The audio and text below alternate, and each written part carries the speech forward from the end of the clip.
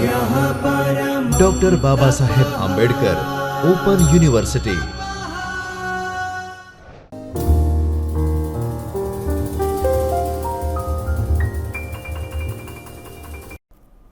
नमस्कार। डॉक्टर बाबा Saheb Ambedkar open university की ओर से आयोजित इस आभासी व्याख्यान माला में आप सभी का बहुत बहुत स्वागत है।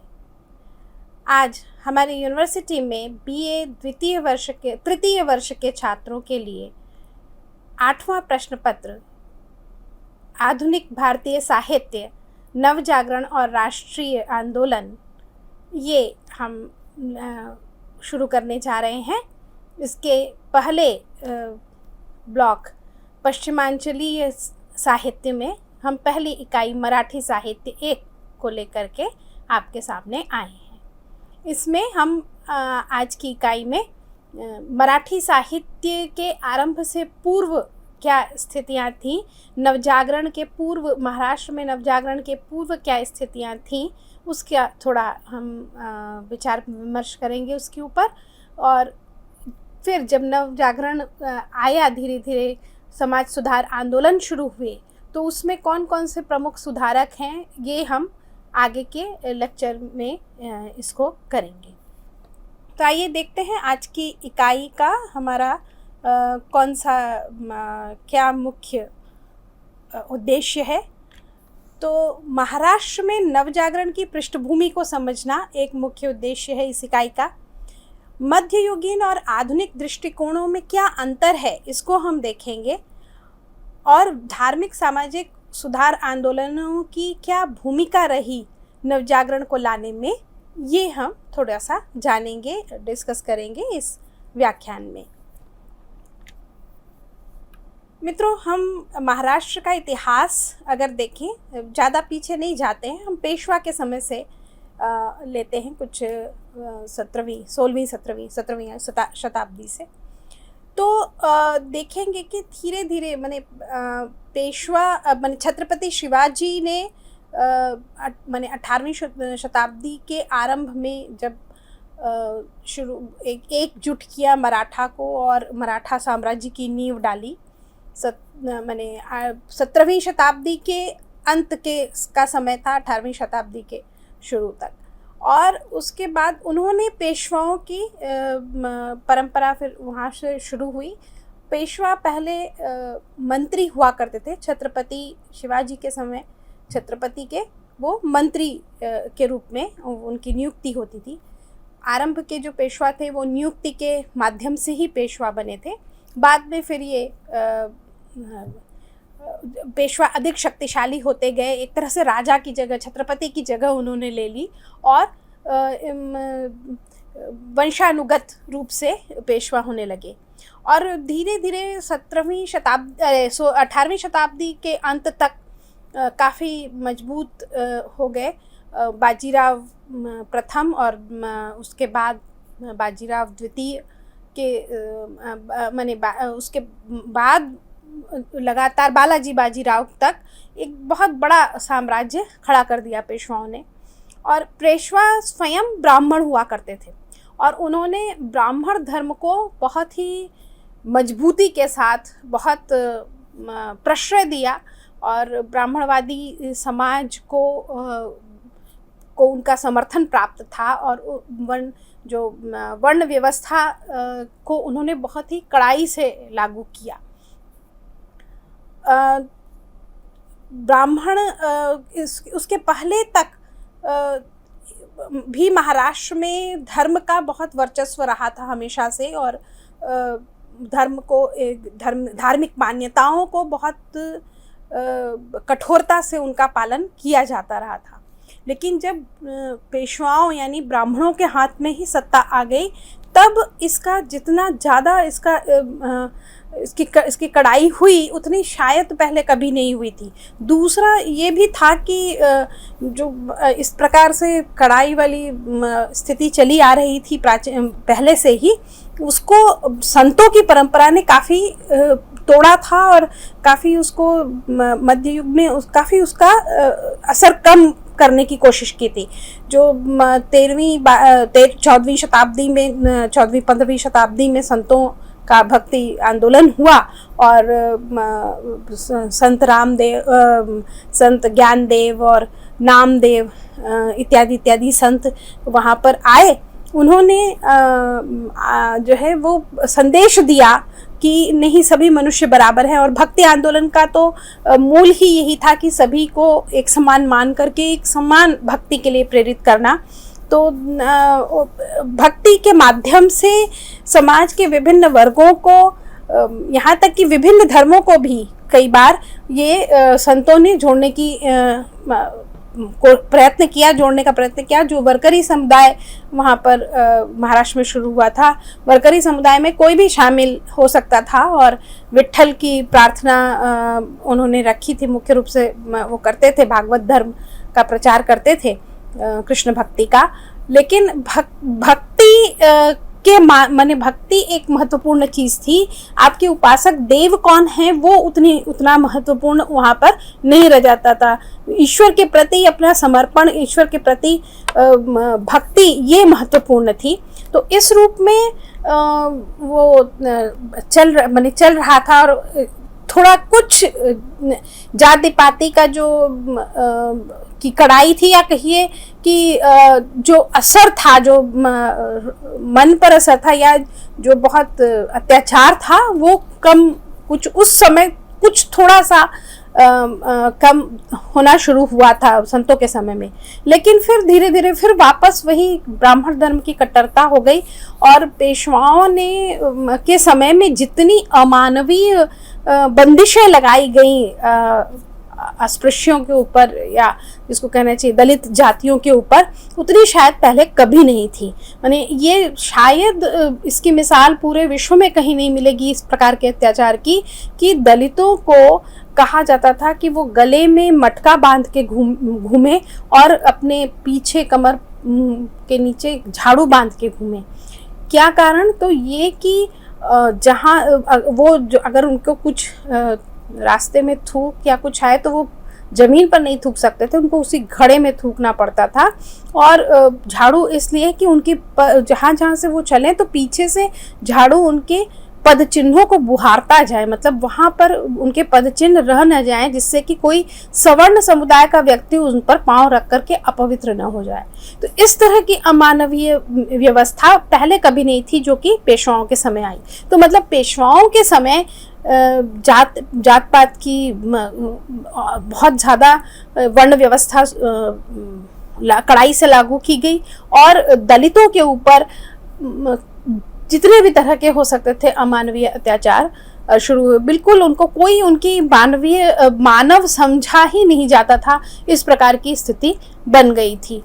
तो पेशवाओं का जो निरंकुश शासन था वो माने एक बहुत ही कठिन अंधकारमय समय सामाजिक स्थिति के दृष्टिकोण से देखने पर वो दिखाई पड़ता है। सामाजिक जो रूढ़ियाँ थी वो बहुत जड़ जमाती चली जा रही थी। इसके साथ ही हम इसको समझ सकते हैं, धार्मिक कट्टरता बढ़ती जा रही थी। ब्राह्मण सबसे उच्च वर्ण था और पूरी तरह से, चूंकि सत्ता उसके हाथ में थी, तो वो पूरी तरह से अपने मनवाता था हर तरह से। और ब्राह्मण के अलावा दूसरी सभी जातियां हीन ही समझी जाती थी, लेकिन दलितों की विशेष रूप से स्थिति खराब थी और अंधविश्वास बहुत ज़्यादा बढ़ गया था। तो कुल मिलाकर के उस समय का जो महाराष्ट्र में समाज था, हालांकि कमोबेश पूरे भारत की लगभग यही स्थिति 17वीं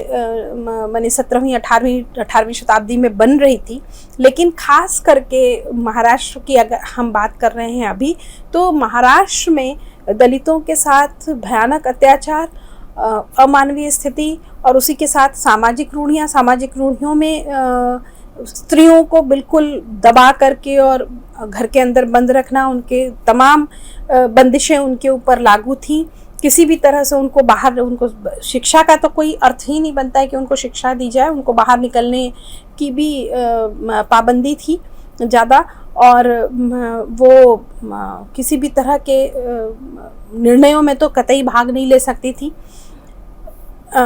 बाल विवाह होता था अधिकतर, तो आमतौर पर ऐसा ही होता था कि दूल्हा वर काफ़ी अधिक उम्र का और छोटी लड़कियों के साथ विवाह होता था। बहुपत्नी प्रथा थी, जिसके कारण पत्नियों को उचित सम्मान मिलने का कहीं कोई रास्ता नहीं था, और अगर विधवा हो जाती थी तब तो उनको नारकीय जीवन जीने के लिए विवश किया जाता था, उनके बाल काट दिए जाते थे। अभी अगर हम इस बात को सोचें तो बहुत बड़ी बात जैसी नहीं लगती कि बाल काट दिए जाते थे, लेकिन आप ये समझिए कि स्त्रियों के मुख सौंदर्य उनका एक माने यही एक चीज़ थी जो शायद उनकी अपनी संपत्ति थी, बाकी कुछ भी उनका नहीं था। और उसमें बाल कितनी बड़ी भूमिका निभाता है, और महाराष्ट्र में काफ़ी लंबे अच्छे बाल वाली स्त्रियां सामान्यतया हुआ करती थी, और उनके पूरे बाल काट दिए जाते थे, उन्हें पूरी तरह से बाल माने केश विहीन कर दिया जाता था। तो और उनको एक ही सफ़ेद साड़ी पहन करके रहना होता था, किसी भी तरह के समारोह में भाग लेने की उनको अनुमति नहीं होती थी, कोई अच्छा खाना खाने की उनको अनुमति नहीं होती थी, उनके लिए बेहद सादा भोजन का ही प्रावधान था, वही उनको खाना था। मैंने किसी तरह से बस अपने बचे हुए दिन काटने थे। पति की मृत्यु के बाद उनका भी जीवन समाप्त हो गया। सती भी कई बहुत सारे मामलों में तो सती हो जाना पड़ता था, उनको पति के साथ ही जल जाना पड़ता था पति की चिता में। लेकिन अगर जहाँ सती नहीं भी होती थी तो उनको तिल तिल मरने पर विवश किया जाता था। इतनी बुरी हालत उस समय स्त्रियों की हो गई थी। तो ये धार्मिक कट्टरता अपने चरम पर थी, उसके आगे कुछ कोई सोच ही नहीं सकता था। मैंने जिनके ऊपर अत्याचार भी हो रहा है वो भी अपने अत्याचार को इस बात से सहन कर लेते थे कि ये हमारे धर्म में लिखा हुआ है और ऐसा ही ईश्वर ने हमको बनाया है, तो माने कहीं कोई उसका आलोचना उसकी करने या उसका विरोध करने का कहीं कोई प्रश्न नहीं उठता था। इस प्रकार का उस समय हो गया था। और उसी के इनके साथ ही साथ तमाम तरह के अंधविश्वास बुरी तरह से फैले हुए थे, जो कि किसी भी नई चीज़ को आने से रोकते थे।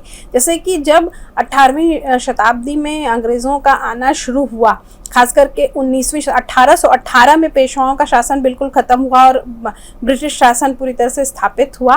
लेकिन उसके पहले ही बहुत सारी चीज़ें धीरे धीरे माने अंग्रेज़ तो आ ही गए थे, और मुंबई में उनकी कोठियाँ भी बननी शुरू हो गई थी। मतलब ईस्ट इंडिया कंपनी ने अपने पांव फैलाने शुरू कर दिए थे। राजसत्ता उसको नहीं मिली थी। राजसत्ता मुख्य रूप से उसको पूरी तरह से उसको 1818 में मिली, लेकिन उसके पहले ही निश्चित रूप से उनकी उपस्थिति वहाँ हो गई थी। और उसके साथ ही बहुत सारी नई चीज़ें आई थी, जिसमें कि छापाखाना भी एक था।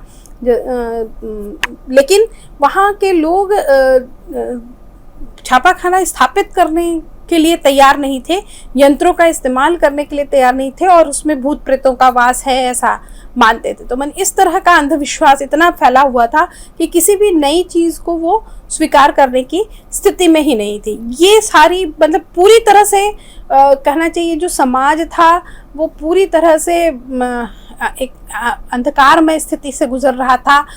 सभी तरह की कुरीतियाँ, सामाजिक कुरीतियाँ जड़ जमाए बैठी हुई थी, और लोगों के मन में एक तरह से माने यातना यही उनके जीवन का सार रह गया था। बस कुछ उच्च पद, कुछ जो वही सत्ता वर्ग के कुछ लोग थे, वो शायद उनके लिए उत्सवों का कोई अर्थ होता होगा, अन्यथा सामान्य रूप से बिल्कुल एक कहना चाहिए कि शैक्षिक, सांस्कृतिक और सामाजिक रूप से एक अंधकारमय स्थिति से महाराष्ट्र गुजर रहा था। उसमें जो भी थोड़ा सा पक्ष दिखाई पड़ता है अच्छा, वो वही संतों की चलाई हुई परंपराओं का था, कि जो कि पहले से 15वीं शताब्दी से 14वीं शताब्दी से चली आ रही थी। और संतों के भजन गा करके किसी प्रकार एक तरह से अपने आप को सांत्वना दे सकने की स्थिति बनती थी, अन्यथा जीवन बेहद कठिन हो गया था। इसी में फिर तब 1818 में जैसा मैंने बताया कि पेशवा शासन का अंत हुआ। बाजीराव द्वितीय ने आत्मसमर्पण कर दिया और सत्ता पूरी तरह से अंग्रेज़ों के हाथों में आ गई, ईस्ट इंडिया कंपनी के हाथ में आ गई। और वहाँ कुछ थोड़ा बहुत तो नहीं, लेकिन थोड़ा एक कानून और व्यवस्था शुरू हुई महाराष्ट्र में। और उसके साथ ही अंग्रेज़ी शिक्षा का प्रसार, ईसाई मिशनरियाँ आई कंपनी के साथ। हालांकि कंपनी उन्हें ज़्यादा हस्तक्षेप करने की इजाज़त नहीं देते थे। और वो कंपनी, ईस्ट इंडिया कंपनी का मुख्य उद्देश्य मुनाफा कमाना था। वो व्यापारिक कंपनी थी, व्यापार ही उसका मुख्य उद्देश्य था। सत्ता तो व्यापार में उसको और अधिक लाभ हो, इसके लिए वो सत्ता संभाल रही थी। और वो किसी भी तरह से, उसका कोई उद्देश्य नहीं था कि भारतीय जनता का उद्धार करे या भारतीय जनता के जीवन को वो बेहतर बनाए। तो उसने जो कुछ भी किया, माने अगर हम उसके द्वारा की गई वैज्ञानिक प्रगति को भी देखें तो वो उसने अपने लाभ के लिए उसको जो करना था किया। भारतीय जनता की सुविधा के लिए कंपनी ने कभी कुछ नहीं किया। लेकिन उसके बावजूद भी जो कुछ होता है उसका असर तो सब पर पड़ता ही है। और निश्चित रूप से जब कंपनी का राज्य स्थापित हो गया तो ईसाई मिशनरियों को कुछ तो बल मिला। ये तो हुआ कि कम से कम राजा हमारा है, और उनको अपनी चर्च खोलने और अपने धर्म का प्रचार प्रसार करने की थोड़ी छूट मिली। यद्यपि वो किसी भी तरह के विवाद में उनको पड़ने से मनाही थी। और कोई भी अगर ईसाई पादरियों ने देखा कि कहीं कुछ गलत हो रहा है, अच्छा नहीं, माने मानवीय उससे अलग है, दलितों पर अत्याचार को वो मना करना चाहते हैं, तो कंपनी शासक बिल्कुल इस बात की उनको इजाज़त नहीं देते थे कि वो गांव वालों के या वहाँ के मूल निवासियों के मामलों में जरा भी हस्तक्षेप करें। तो बहुत ज़्यादा तो परिवर्तन नहीं आने पाया, लेकिन निश्चित रूप से उनकी उपस्थिति ने कुछ लोगों को तो बदला ही। कुछ उनके अच्छा, ईसाई मिशनरियों का जहाँ तक था कि जितना वो बाइबिल इत्यादि का तो प्रचार करती थी, मतलब अपने धर्म ग्रंथों का और अपने धर्म का प्रचार करती थी, लेकिन साथ में चूंकि छापा खाना है तो इसलिए दूसरे तरह की भी पुस्तकें उसमें छपती थी और वितरित भी की जाती थी। तो जो भी हो, कुछ लोग, प्रबुद्ध लोग, वो उसकी ओर आकर्षित भी हुए, उनसे फिर प्रभावित भी हुए। उनके सामने कम से कम एक और दुनिया खुलने लगी। पश्चिम से परिचय की शुरुआत हुई, पश्चिम के विचारों से परिचय की शुरुआत हुई। और स्कूलों में जो अंग्रेज़ी स्कूल बहुत सारे खोले गए थे, और उसमें जो लोग उस समय के पढ़ने जाने से उनके सोचने विचारने की दिशाएं बदली। तो ये एक बहुत महत्वपूर्ण काम हुआ था, जिसकी बदौलत ही आगे फिर जब वो माने उन स्कूलों से निकले हुए छात्र, उन अंग्रेज़ी स्कूलों से निकले हुए छात्र ही अपने समाज के बारे में, अपने देश के बारे में कुछ वो सोचने का उनके में बल आया, और वो सोचना उन्होंने शुरू किया, और उसी ने समाज सुधार की भूमिका तैयार की। ये मध्ययुगीन और आधुनिक दृष्टिकोणों में हम अंतर देखें, जो अभी मैंने बात की कि जो पेशवाओं के शासनकाल में जो सामाजिक कुरीतियाँ और धार्मिक कट्टरता ये थी, तो इसमें सोच किस प्रकार की थी, और आधुनिक जब अंग्रेज़ी शिक्षा के प्रभाव से किस प्रकार का आधुनिक दृष्टिकोण आया, तो उसमें हम देखें कि जो उस समय की शिक्षा थी, मतलब पेशवाओं के समय जो जिस अंधकार में समय की मैंने बात की, उस समय भी शिक्षा तो थी ही, निश्चित रूप से स्त्रियां नहीं पढ़ने जाती थी, लड़के तो पढ़ते ही थे। तो किस तरह की शिक्षा होती थी उनकी? तो उनकी शिक्षा मुख्य रूप से धर्म ग्रंथों की शिक्षा हुआ करती थी, और फौज की शिक्षा होती थी, या तो मतलब शस्त्र संचालन इत्यादि का वो अभ्यास करते थे, और दूसरे अपने धर्म ग्रंथों को पढ़ते थे। फिर मैंने बताया कि जैसे पेशवाओं का शासन मतलब ब्राह्मणों का शासन था, तो ब्राह्मण उस तरह से भी ब्राह्मण धर्म से संबंधित जो चीज़ें हैं या ब्राह्मण धर्म को मजबूत करने वाली जो चीज़ें हैं वो उन्होंने वो ही चीज़ों को बढ़ाया या अपने बच्चों को सिखाने का प्रयत्न किया। और परंपरा का अंधश्रद्धा के साथ पालन, परंपरा पर कहीं कोई प्रश्न चिन्ह उठाने की अनुमति किसी को भी नहीं थी।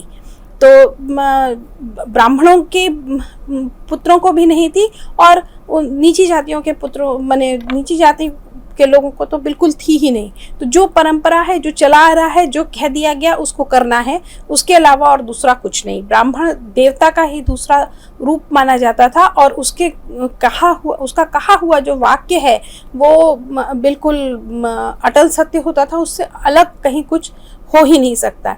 यहाँ पर मुझे याद आ रहा है कि इस परिस्थिति को प्रेमचंद की कहानी सदगति में बहुत ही अच्छे ढंग से बताया गया है कि कैसे मतलब ब्राह्मण क्या महत्व रखता था वहाँ उस समय के लोगों को। आपको कभी मौका मिले तो इस कहानी को ज़रूर पढ़िएगा और आप उस कहानी के माध्यम से आप कल्पना कर सकते हैं कि उस समय के समाज में किस प्रकार से किस प्रकार की अंधश्रद्धा और परंपरा का पालन ये सब हुआ करता था। तो ये मध्ययुगीन दृष्टिकोण था।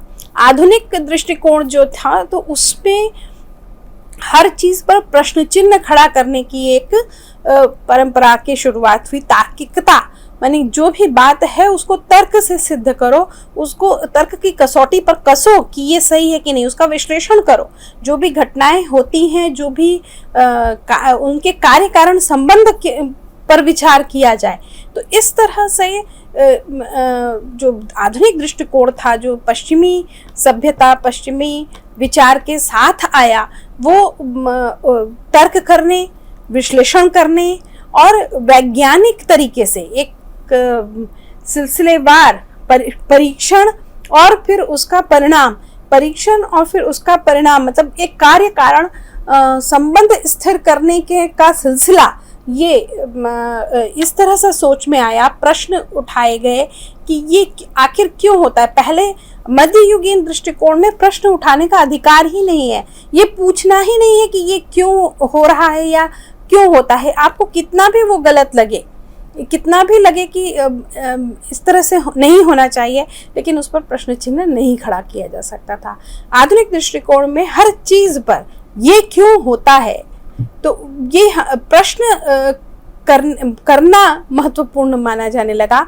और निश्चित रूप से उस समय के नवयुवक अपने से बड़ों से ये प्रश्न नहीं पूछ सकते थे, लेकिन वो इन प्रश्नों को खोजने की तरफ चले। उन्होंने प्रयत्न किया कि खोजें कि कैसे माने ये जो परंपराएं हैं इनका मूल स्रोत क्या है और क्यों ये चल रही हैं, और क्या ये आज भी उतनी ही उपयोगी या समसामयिक हैं जितना कि जिस समय इनको बनाया गया तब थी, या जब बनाया ही गया था तो तब भी क्या इसमें कोई निजी स्वार्थ परता नहीं सम्मिलित थी, क्या ये निरपेक्ष दृष्टि से बनाई गई थी।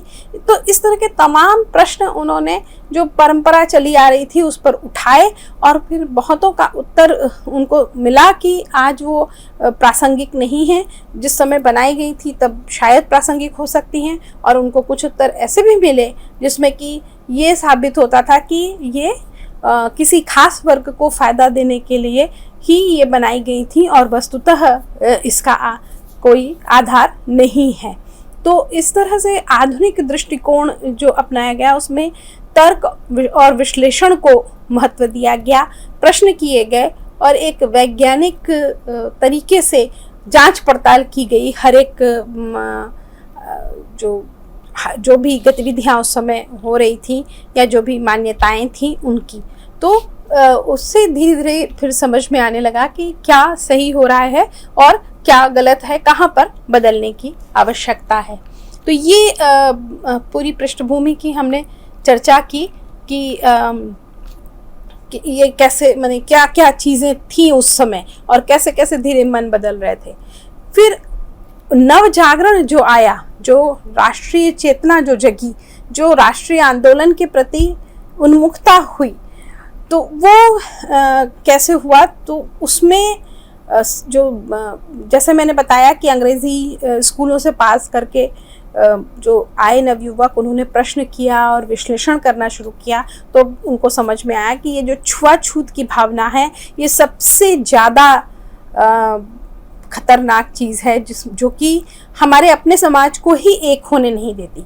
उनको ये भी समझ में आने लगा कि ब्रिटिश हमारे ऊपर शासन कर रहे हैं, अंग्रेज़ हमारे ऊपर शासन कर रहे हैं, और ये शासन क्यों वो कर पाए, तो उसका भी उन्होंने विश्लेषण करके ये जाना कि ये इसीलिए कर पाए क्योंकि राजा कमज़ोर थे। और राजा क्यों कमज़ोर थे? क्योंकि उन्होंने पूरे समाज को एक करके रखा ही नहीं, उन्होंने बांट दिया। उनका माने राजन्य वर्ग एकदम अलग ही हो गया। जो ब्राह्मण पेशवा थे वो केवल ब्राह्मणों के ही समर्थक थे, बाकी लोगों से उनका कोई नाता एक तरह से नहीं रह गया था। तो इसलिए जो कोई भी आक्रमण, उसमें पूरा सामना, माने कोई पेशवा को कोई सहायता ही नहीं मिली, माने समाज से उसको उस तरह की बैकिंग या उस तरह का समर्थन प्राप्त नहीं हुआ जैसा कि उसको हो सकता था अगर वो न्यायप्रिय शासन व्यवस्था होती।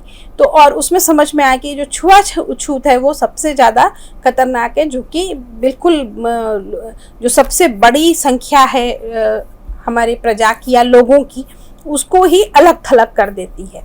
तो उसका विरोध करना शुरू किए। फिर शिक्षा की वकालत हुई, उसमें माने सभी को शिक्षा मिलनी चाहिए। दलित बिल्कुल शिक्षा से अलग रखे गए थे, उनको तो कोई एक बिल्कुल अधिकार नहीं था कि वो पढ़ना लिखना सीखें।